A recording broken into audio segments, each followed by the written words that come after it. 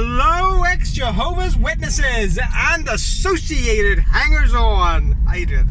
It's Neil coming at you from my van again. At some point, I'll come at you from in front of my my library in the house. Library's a bit of a snobby way for describing that. It's mostly pictures of the kids and a few books I think are nice. Although we do have a posh library which we keep upstairs.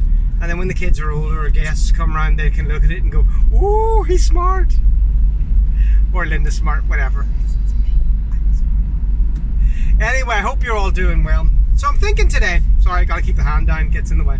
So I'm thinking today, is it possible to forgive somebody, or if they've done something terrible, or to at least appreciate the good that they've done in the world? It's very difficult. I was actually watching the Joe Rogan podcast, and an issue like this came up, and I was thinking about the different things that people have let you down over the years. Organizations, celebrities are a big letdown, aren't they? In Britain, right?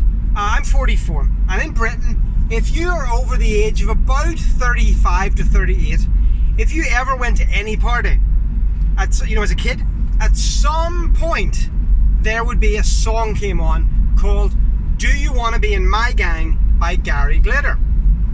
Now what we did, and it goes like this: do you want to be in my gang, my gang, my gang? You want to be in my gang? Oh yeah! Anyway, that's how it goes. Just an excuse to sing it. Anyway, it was very popular back in the day.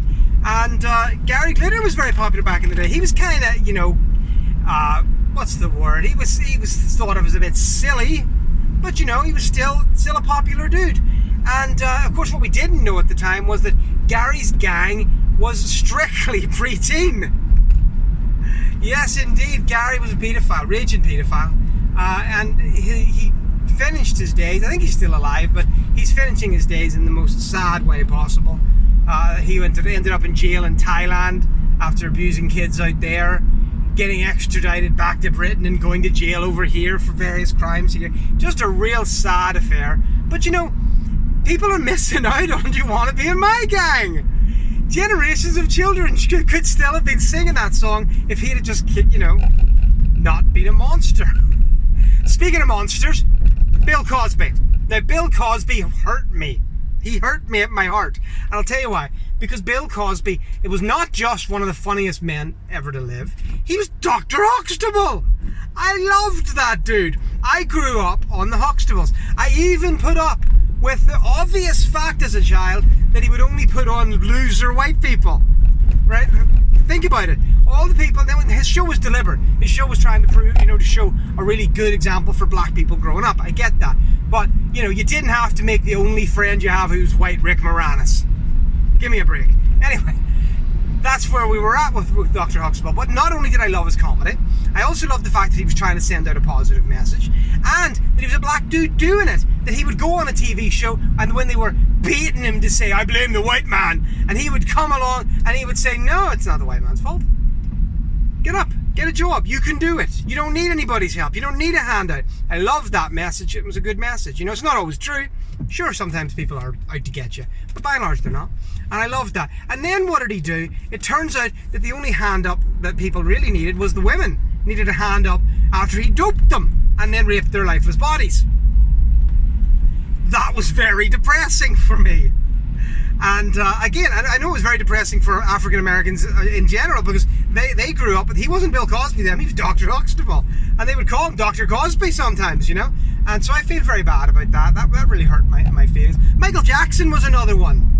Michael Jackson was special. He was so super talented, and his voice was good, and his dancing was good, and his ideas and his music were excellent. And I remember my sister, when she was this fellowship, she used to come up and see my mum and dad once in a while from where she'd moved to, and she made me a copy of Michael Jackson's Bad. It was bad, and she'd photocopied the cover and everything. It was a cassette, and I loved that song. But then I realised, well, it did have the word bad in it, so that did give you an indication that Satan was in the music. And also it was Michael Jackson, and he was not a very good Jehovah's Witness, so I ended up smashing it, which was sad and bad. But then what Michael Jackson goes and does, dangles babies over the side of buildings and probably lots worse, let's be honest. Very disappointed. We in Britain, we had another guy. Now, what was his name? Rolf Harris. Now, Rolf Harris was a fascinating guy, and you can still find him on YouTube. Rolf Harris was a children's entertainer, okay? He had a TV show, he did artwork, he played music. One of his favourite songs, Tie Me Kangaroo Down, Sport, Jake the Peg, right? Little did we know Jake the Peg was actually talking about himself. Hey, with my extra leg, doodle-doodle-doodle-lum. He was a painter, as I said, and his stuff was pretty quiche, but it was still nice.